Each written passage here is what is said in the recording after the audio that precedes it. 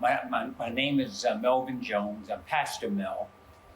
That's a whole long story about how I became a pastor, because I used to be a crackhead, heroin user, alcoholic, weed head. Lived 3 years of my life on the street as a homeless person, and then I met God, and that's how, for me, everything happens. We're at Pontilli Coffee House, we're at Pontilli Juice Bar, we have Pontilli Car Wash, we have Pontilli Snowball Stand, we have Pontilli Tire behind us. Wow. We have a thrift store down the street that's called Bethel, our thrift store, and everything is wrapped around our church. God is foremost in everything that we do. And so the mission statement for our ministry is helping hurting people heal in Christ. Because what we do is we help people who are broken. Whatever the problem is, it goes back to what is called sin. So we help them in their brokenness. They stay with us 6 months. Everything's provided for them. They come to us. We kind of like to say we're the last kid on the block, because we don't charge people for it, but we're effective. Yeah. So we introduce them into a relationship with God, and we help them to grow in that relationship. We know that that's the way that addictions or brokenness, you got a Canon camera. If it's break, you're going to send it to Canon to get it fixed. If we as human beings are broken, we're going to go to our Creator to fix us. So we see lots of healings, lots of miracles. And miracles means it's just against the norm. Yeah. And we see lots of miracles, and I'm thankful to be doing what I'm doing. So we have these businesses, and we've added to our mission statement, helping a hurting community heal in Christ. Yeah. Because so many in communities like this, which is mostly African American, businesses are moving out. Yeah. And we want to show that if you run the business the right way, you treat people right, and most of all, for us, is God behind us, that you can have a successful business. And if you notice, every time you walk in, everybody says, "Welcome to Pontilli Coffee." Yeah. You go to the Snowball Stand, "Welcome to Pontilli Snow." Same thing here. And it's just a heightened level of gratitude because of what God is doing for us. Awesome. So what got you started in business in the first place? Like early on? It was a gift that God had given me. I didn't realize that it was a gift because from a young man, my mama bought me a lawnmower when I was 12. So I would hustle lawns and cut grass. Then I picked up a paper route, and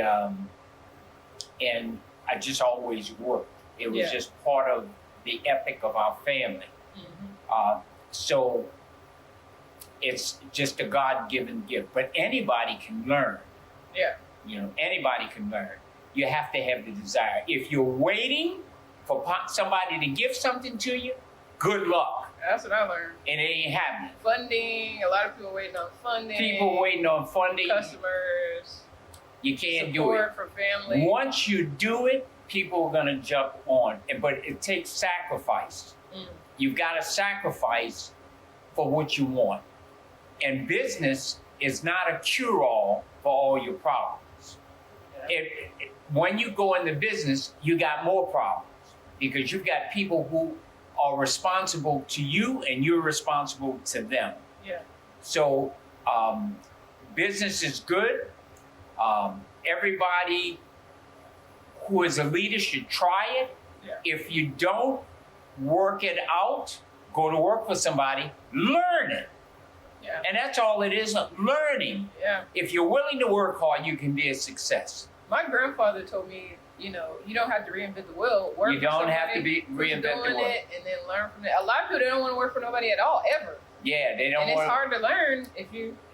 And why don't you want to work for somebody? Pride. Okay, because you think that you're better than. Well, you're gonna stay there. What about the people that talk about slavery and they say, "Oh, we slaved long enough. I'm not slaving for nobody." You know, building houses or cleaning houses. Yeah, well, you just stay in that position of having your hand out, asking people to help you. You got to get up off your knees and do. Yeah. You can only do for you. Nobody, there's no white knight that's gonna run, come in and rescue you. And I'm talking about in any area of life. Now, if people see you doing something that's good, they're gonna join you. Exactly. They're gonna help you. But if you think that how do you get by without working? I don't understand that concept. Yeah, I don't understand that concept. Where are you from? Where are you born? I'm born here in New Orleans and lived here. I've done a lot of traveling. God has blessed me, so I go to the Middle East a lot.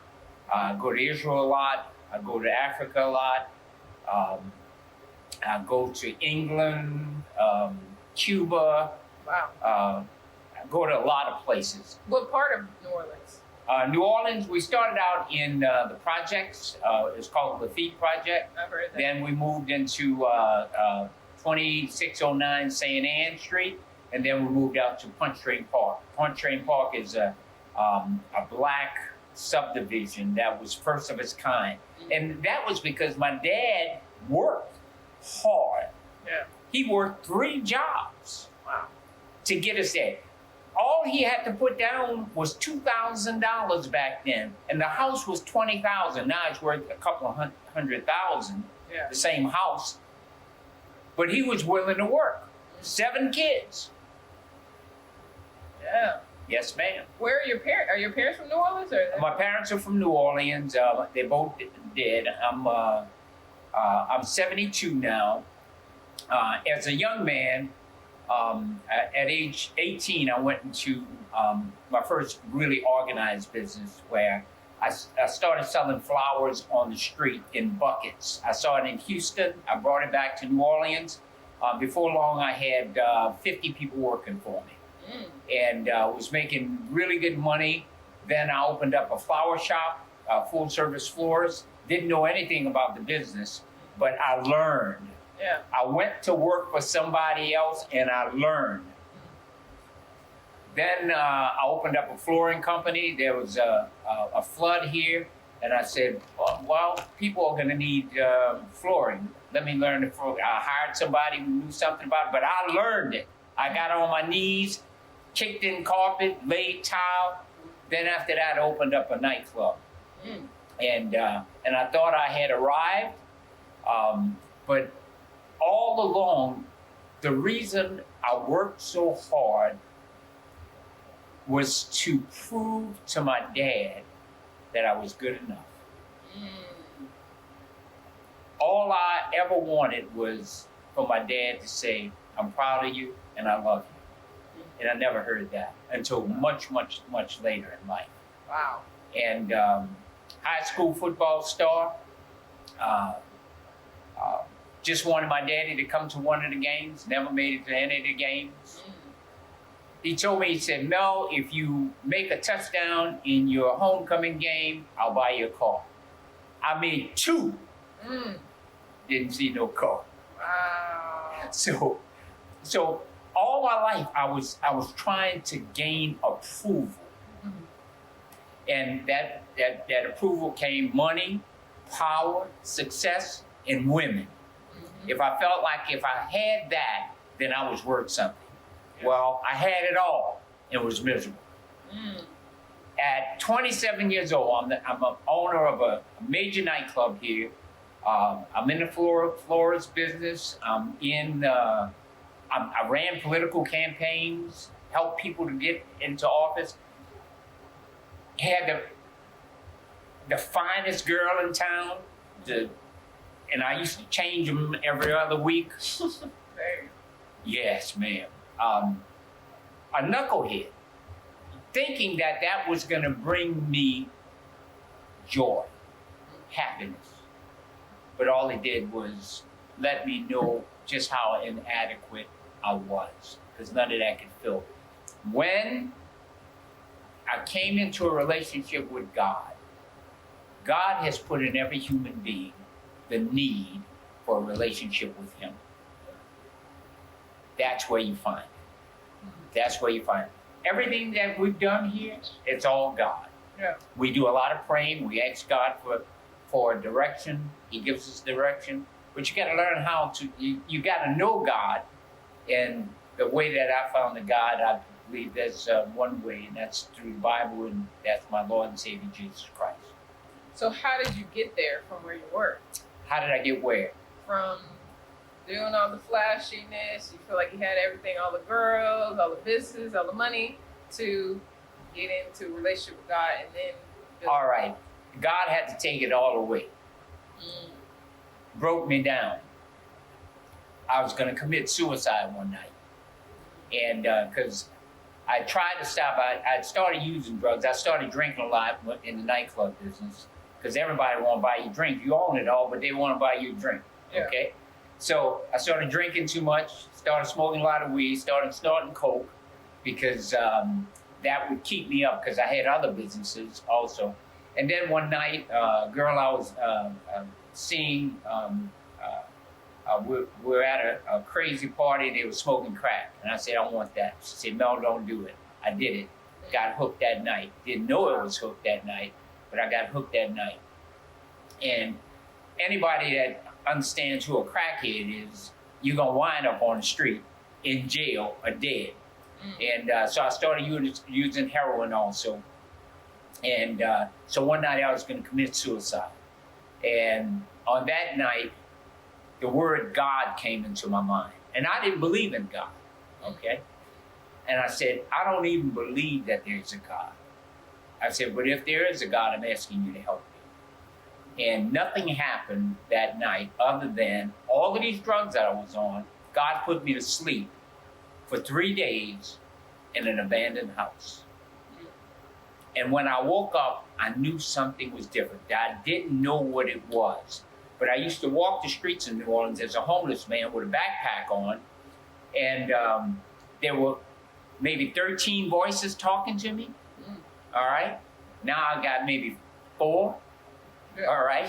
But I know who they are. Yeah. Amen. I know who they are. And now I can distinguish the voice of God. But there was a voice that was speaking to me that was kind, considerate, loving, and it asked me some really profound questions, like, where did all life come from? And I said, well, I remember in school, at first I wouldn't answer. And then it got to a point where I just answered, you know?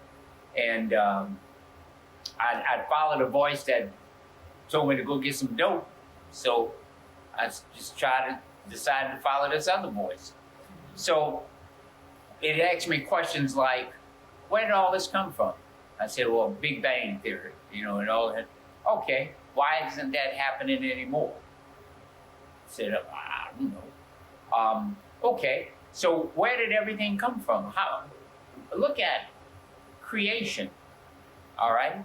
It's complicated, Yeah. all right? And I said, okay, I'd give you that, all right? And then it said, look how a peach tree can only be a peach tree. A pecan tree can only be a pecan. A dog can only mate with a dog and have a dog. A whale can only mate with a... There's order in this. I said, there's order. Okay, all right. I can understand. Where does order come from? So one day, I either heard this somewhere or God spoke it to me. He said, take that watch you got on. Take it all apart. Put it in a box. Shake it up for 1,000,000 years. Will it become a watch? And I said, no. So somebody had to decide what the purpose was, and somebody had to make the pieces of it, and somebody had to assemble it for a purpose. That's what I did with you. Okay? And then when he got me, this is the day he got me, when I knew that he was, he said, all right, look at the human body. He said, you got a circulatory system, you've got a system of smell, you've got a brain system, you got a nervous system, you got all these systems in the body, okay? What is a system? Something that's put in order to achieve an end, okay? I went and looked it up, okay? So, he said, I did that. He said, how is it that a man is made perfectly to go inside of a female and produce other human beings? How could that just happen? Said, dang. I pointed to the heavens and I said, now that I know that you are, I got to find out everything I can about you. So I started studying religions, and I'm homeless now, and so I go to the library, I'm studying religions. I studied the Yoruban religion, that's an African religion. I studied Islam, I studied Hinduism, Confucianism, Zoroastrianism, a lot of different religions. And a friend of mine told me, he said, Mel, what you looking for? He said, you're gonna find it in the Bible. And back in the day, I was big in the Black Power movement, you know, and I was told that the Bible was written by white people to enslave Black people, and I said, I'm not interested in reading that book, you know, that's not what I'm interested in. But one night, I was loaded again, and because when I met God, you just don't automatically change. It takes time for God to do what he needs to do. So I'm loaded again. So I'm in a crack house, and there was one of these big old Bibles with the gold leaf and all of that on, big old family file. I just grabbed it, and I just opened it up, and I started reading it. And something happened. And it was old King James, so I really didn't know what I was reading. I had to kind of put it together. So 6 months after that, I was in a homeless shelter at that time. I went through a drug rehabilitation program, and the Baptist seminary across the street gave me a job cutting grass. Now, you know, I used to make $300,000-$400,000 a year, okay, way back then. So how long did it take from you to go from that to being homeless on drugs? It took me from 18 to 35, 17 years. 17 years. Yes, ma'am. So when you were 35, that's when you ended up being homeless? Yes, ma'am. But you were successful from 18 to when? And doing business? Till 35. So you were homeless and you had businesses? No. Until age 35, that's when I went homeless. Okay. 35, 36, 37, somewhere in there. So, so what did you just lose all of, like what happened? I lost everything. One by one? Yeah. Or was it just a big swipe? If you don't know about being addicted. No, I don't know nothing about that. Yeah, man. So you gonna find what you need, and you will use everything you got to get to that craving, to satisfy that craving. So you were selling cars, houses to get to? I sold everything. Wow. Everything. Wow. And wound up living on the streets. Wow. Yes, ma'am. A lot of people don't realize there's a lot of people that are like that, where they had a whole life before they were on the streets. That's right. One thing That's right. because I was working downtown, and it clicked in my head, because there would be a lot of homeless people, but they would have a lot of people dressed up nice going to work. They got a story behind Some of those same people was getting dressed up going to work. They might have lost a family member, got hooked up on drugs or something, and that's the building they used to work at with their suits and their nice houses. But yes, ma'am. That's why you can't judge nobody out there. Yeah. You never know what their story is. That's very true. Because you got your own. Everybody's got their own story.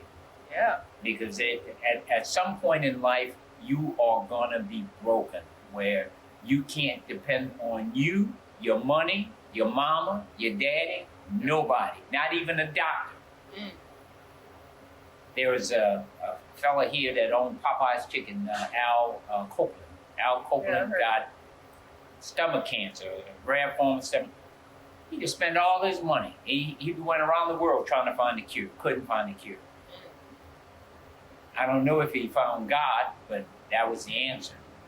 Regardless of whether he got cured here or there is an afterlife, that people have to decide that either they're going to be with God or they're going to do it on their own. Doing it on your own, you're going to mess up. Yeah. Interesting. So you were saying you got a job cutting grass. Cutting grass. I started at the bottom. Yeah, to start back over. Had to start back over. And at first I was kind of prideful. And then, I told my mama, because I was cutting grass right out here, this neutral ground right out here. And I grew up out here, so everybody would see me. They knew me way up here. Now they see me cutting grass. Wow. With a uniform. That might be even worse. I mean, than if you just went off somewhere and started over. I needed the humility. So God put me right where I needed to be. And but now that's a great testimony. Yeah. Okay. Because they seen it. Yeah, they saw it. They saw it. They saw it up close, and now they see what God has done. Yes. Huge. Awesome. So, how far back do you go in family history? Because a lot of my page is about ancestral alignment. So aligning with your ancestors, knowing who your grandma is, your great grandma is, talking to your elders, getting their stories. So how far back do you know, like your grandparents, your great grandparents? I know my grandparents. I know my great grandparents. My grandparents, they came from one came from Mississippi, and Mississippi. My grandma Jeannie, her husband Walter, he came from here. That's my dad's dad. My mama's daddy came from India, and wow. his wife was a very black Indian. Very black Indian. So from like South India? No, well, my grandfather was from South India, but no, this Indian, my grandmother was an American Indian. Oh, but she had to be black in somewhere in there. So, I do the 23andMe and the Ancestry.com, and I'm 49% African. Got a little Chinese in there because my grandmama, my great grandmama, my grandfather on my daddy's side, she never did marry. She worked in a laundry, and the Chinese owner, her and him got together and had my grandfather. Wow, you said your great grandmother? My great grandmother, yeah. Okay. And that was in New Orleans, or New Orleans, Marceline Benoit, and so his last name was Jones. Okay, his last name. Now my last name is Jones. All right. Okay. Now. Did it change? Yes. Wow. Because back then, Chinese were considered white, and a black person couldn't marry, and so she had to change. The closest thing to Jung was Jones. Wow. So I'm Jones. I've never heard that. Yeah. Still black, and I'm proud. Wow. Yes.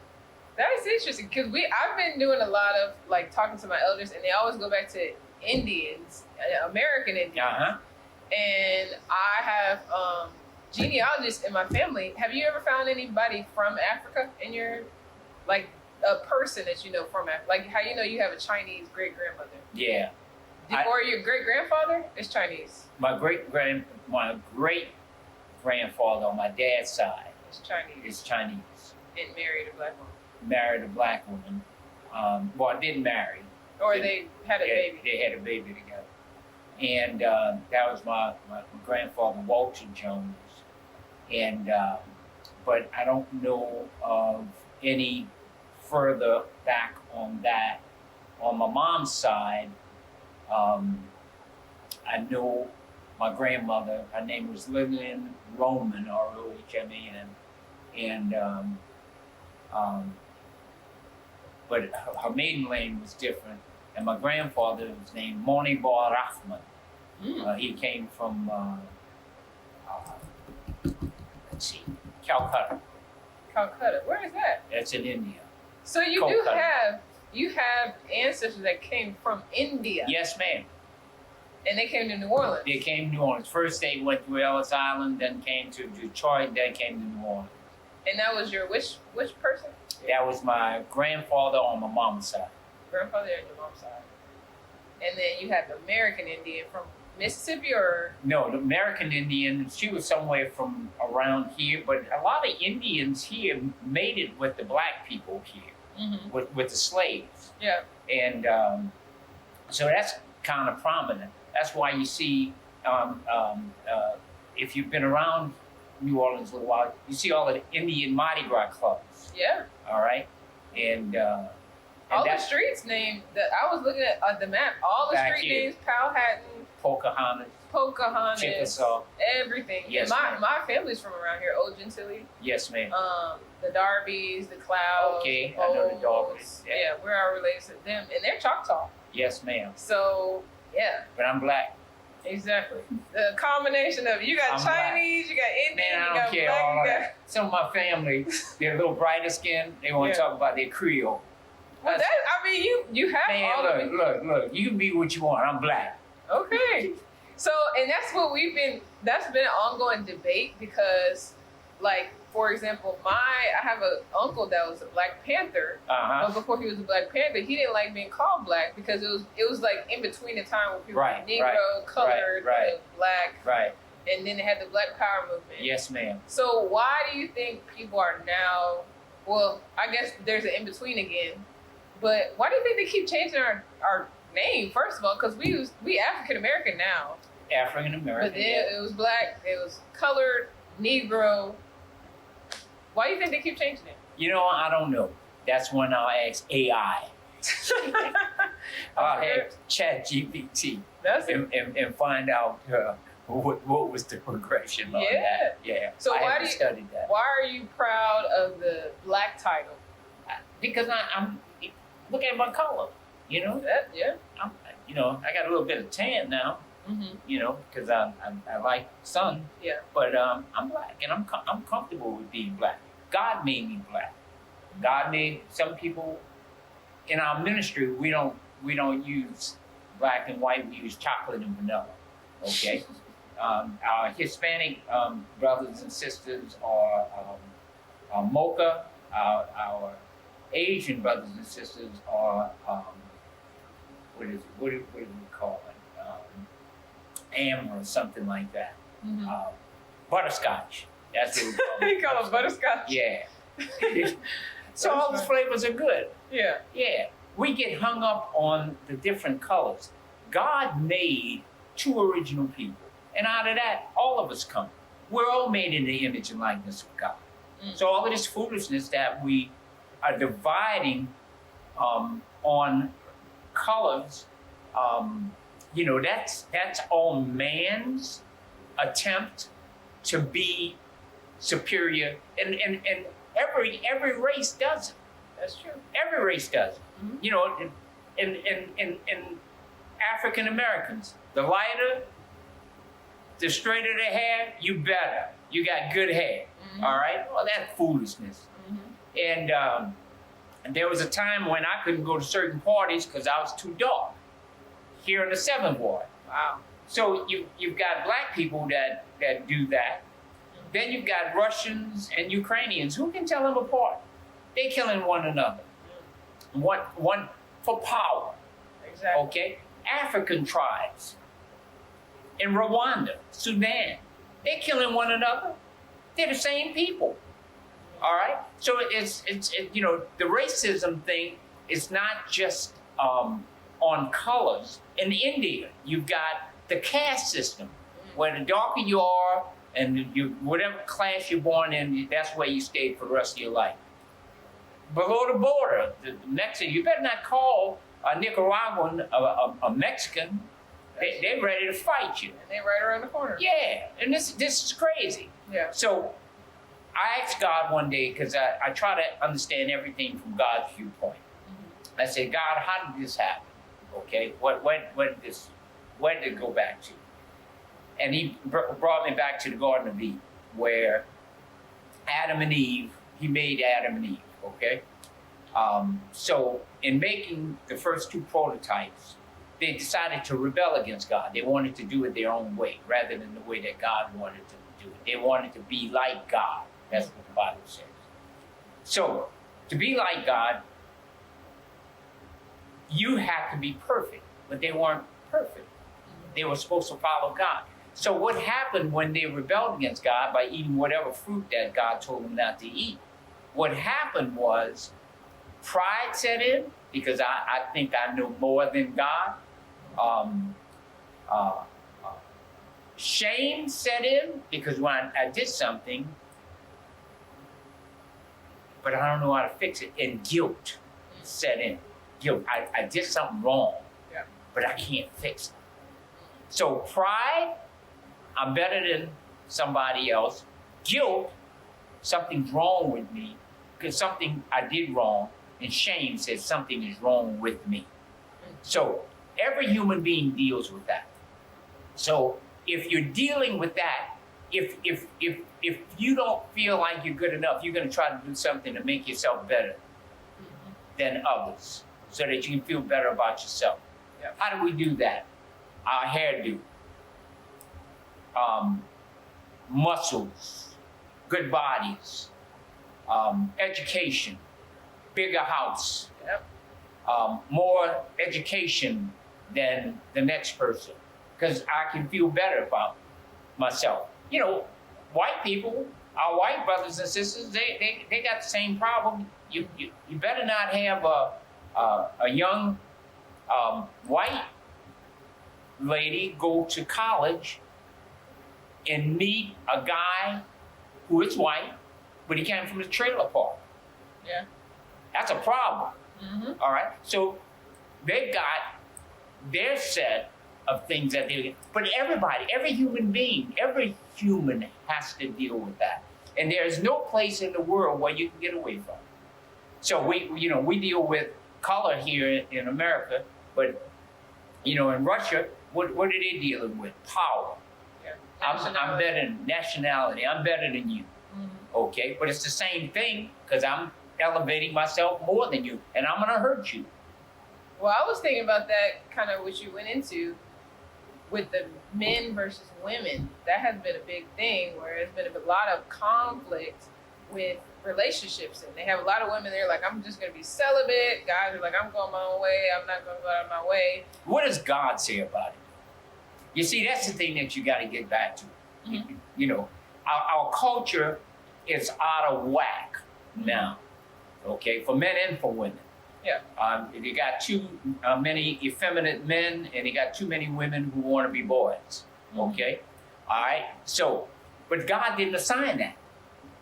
God didn't assign it. Now, people learn that, and the culture pushes that. But did God create us like that? No, God didn't create us like that. So you got to get back to what God created. Mm-hmm. Before I was born again, I came into a relationship with God through Jesus Christ. I used to sleep with everything. Mm-hmm. I'm talking about women after women after women after women, because I thought that was the way that I could be somebody. Because in the black community, the more women you sleep with, the bigger man you are, right? Yeah, but that's wrong. Mm-hmm. But culturally, I grew up that way. And one of the first things that God had to deal with me on was I couldn't sleep with them. If I'm not married to them, I can't sleep with them. Mm-hmm. That's what God says. Okay? And God got me to a point where I was doing that. Celibate for a long time, then got married. I'm divorced now. Neither one of us cheated on one another, but there can only be one man in the family. Mm-hmm. Going back to the problem that you talked about. And I'll explain to you what God has designed there. So society can do whatever they want to do. Mm-hmm. And that's why we're seeing the breakdown of society today, because we're doing it our way rather than God's way. So what did God ordain? Every company got to have a president, right? Mm-hmm. Okay, you can have a board of directors, but you got to have somebody that's responsible, right? Mm-hmm. All right. If it doesn't, you done sat in a whole bunch of meetings where everybody wants to give their opinion, but nothing gets done, right? Mm-hmm. Until a leader steps out and says, "We're going to do this way. Who's coming with me?" That's what God designed a man to do. Okay, mm-hmm. God designed a man to do that. Now, are all of us good leaders? No. Do they have some women that are better leaders than us? Sure, there is.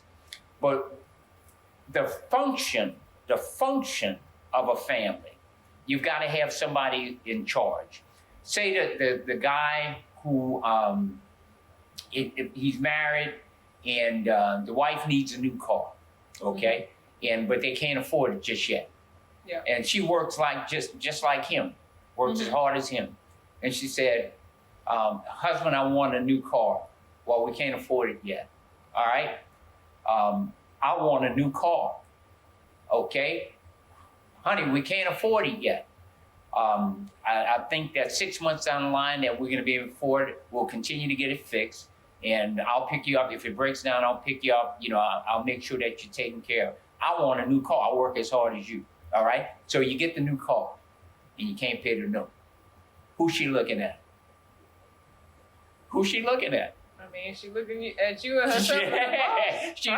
She's looking at the husband. But I mean, that nowadays there's a lot of women that they're making more money than the men. Amen. The women and the men are asking the wife, "I want a car," and they're not making as much money. But it falls on because it's it's a lot. I've seen that a lot. I've seen it a lot where the woman is taking care of the man. Amen. And it shouldn't be that way. Whenever a man comes to a woman and a woman comes to a man, they're both a work in progress. Mm-hmm. Because of what's happened to African American men over the years, with what has happened with welfare, job opportunities, you, as women of color, you have just a limited pool that you can choose from. If you're gonna marry someone, first, my advice is you marry somebody that's seeking God. Okay, first and foremost, seeking God, and that's my sister was just talking about that, and she said she was saying this to a group of guys, and they get all defensive. And well, so what? You need to lower your standards. So what? Mm-hmm. This is my standard. That's what I don't care what you say. Exactly. I'm gonna have to live with you for the rest of my life. So that's my standard. Mm-hmm. And you can't live by other people's approval. Mm-hmm. You have to set the standard for yourself. That is not a high standard. Now some men have to reach that. Yeah. Okay? And if they don't feel like they need to reach that, then that's not the one for you. Yeah. Okay? So I applaud her for standing on that.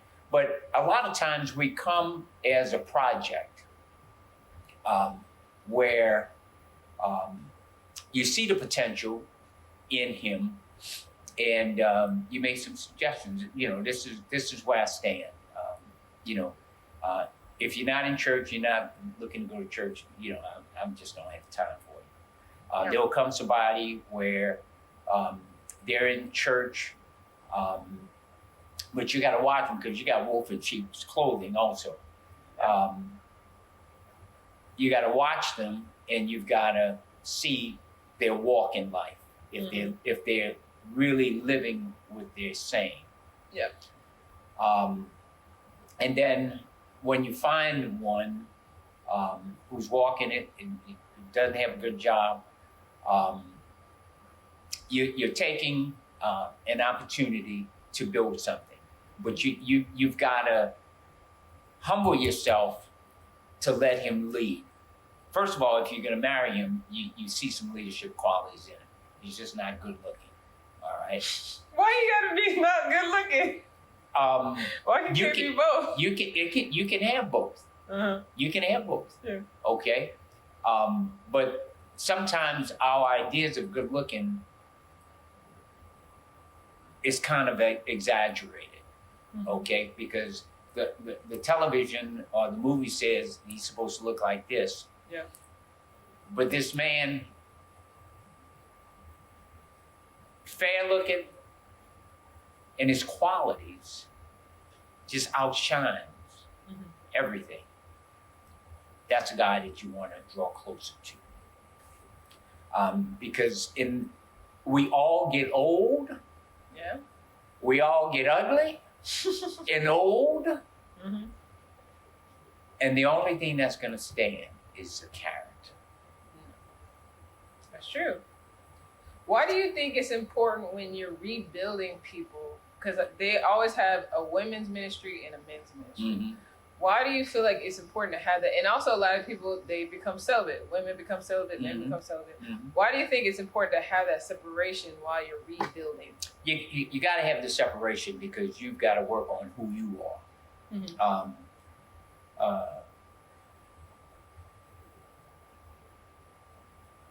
If you got the couples ministry, and they do have couples ministry, but you've got the men's women ministry. No, I'm talking about rebuilding people from drugs and where they're coming from. The bottom. Amen. All right, I got you. Rising up. All right, I got you. Yeah. You got to do that because they got to focus on themselves. All right. Men always think women gonna fix them, and women always think men gonna fix them. That's huge. Yes. Yes, ma'am. So you've got to focus on you. You've got to get to a place where you're comfortable in loving you, and you're not seeking somebody's approval to make you feel good, because that monster is never satisfied. Yeah. When you're looking for approval from somebody else, you'll drain them, and the relationship will die.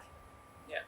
But if you build yourself and you give them the overflow of who you are, and you receive the overflow from them, it's going to be a wonderful relationship. Yeah. Where you want their approval, but you don't need. Yeah. You want to be with them because you want to be with them, not because you need to be with them. That's important. It's really important. My last question, because I know you got to go. You got people blowing you up. So I've been thinking, because I've been doing research on like my indigenous heritage and different things like that. And when it comes to the Bible, it doesn't necessarily break down how exactly you should have a household, because a lot of times they didn't necessarily live in the type of household. Single family houses is fairly new. People lived in villages, extended families, and grandpa and their mom and dad all lived in the same house. So with these single family homes where it's just a woman, a child, the children, and the man, do you feel like there's a breakdown in that simply because it's not multi-generational, it's not a village, it's not a community where... Sure. The further you move away from God, the more society is going to break down. That's what you see now. Yeah. And I just want to let you know that it ain't going back. Right now, we're headed to a time of major destruction. And a time of major destruction. We see what's happening in the United States, but I travel the world and it's happening in the whole world. Wow. The world is moving away from God. And because of that, God is leading us to ourselves. When you're at peace with God, in the Bible it says, even your enemies will be at peace with you when you're obedient to God. So we've moved away from God, and we can see all of the problems we have politically, racially, class, whatever you look at. And it's not going to get any better until the only thing that will solve it is if a nation gets broken enough to turn back to God. That's the only way it's going to get fixed. Yeah. I got 2 phones. They both blowing up. Yeah. So do you think, as far as like extended family or the village system versus just a single family where it's just a man, a woman, and children? The man, the women, and children, but you still have to interact with community. That's what church is. It's just a family of God, community. That's why we meet every Sunday, and that's why we're supposed to be involved in our churches, so that we can help each other. It takes a village to raise a kid, and in my day, and you hear this all the time from older people. If I did something wrong down the block, so and so would whip my butt and send me home to my mama, and that day is gone, right? Okay. So you've got to have community to bring up children, because in isolation, and even the American project, with this individualism, has brought us to a place that is not good. God, in the first century church, it was community. They lived together, they ate together, they helped each other, and you see that still in the Middle East. A lot in the Middle East and a lot in Africa, but they're starting to move away from it also. But the more we isolate, the deeper struggles we're going to have, because we start to think all our stuff is just right rather than community. And you have a lot of secrets skeletons in the closet, and it seems like an imbalance of power as well in the house, where if it's a man and a woman and children, the man can overpower the kids and the woman. But if they have a father, like the woman's father's around, she has brothers, she has sisters. To me, I feel like that could cut down on a lot of child abuse. It'll cut down on it, and but that's what the church is for also, because we moved away from that. Because here in this community, the people in this community call us before they call the police. When their families that are fighting, we get 10, 15, 20 men go over. That's what needs to be there. We do that. Wow. On all our businesses, you'll see cameras everywhere. We saw more crimes from this ministry. The police love us, and the community loves us. When somebody needs food, we feed them. We bring them food. They come and get a couple of boxes of food. Sometimes we pay rent, but the big thing with paying rent is we don't want to enable anybody. We'll help you, but then we're going to show you the way. All right. Provide jobs and. Well, not only just providing jobs. You got some women that want help, but they get $300 nail jobs. They get $1,000 hair. That's not necessary. That is not necessary. Not when you got to pay your rent. Not when you got to pay your rent, and then you say, "Well, nobody cares about me. Nobody helped me." No, you got to do what's right for you. Okay, and so we'll help you to line up your budget, and if you adhere to it, we continue to help you. If you want to do it your way, you want to go out on Friday nights and you ain't got no money, all right? Or you want to eat out 5 days a week and you ain't got no money, rather than buying a pound of beans and some sausage and doing what you got to do until you can do better. That's what you talked about earlier. People don't want to start at the bottom. You got to start at the bottom. Yeah, that's awesome. Yes. So do you have any finishing thoughts for the people out there in the world that are maybe coming from the bottom, they're somewhere in the middle, maybe they talk? Seek God and leave the consequences to Him.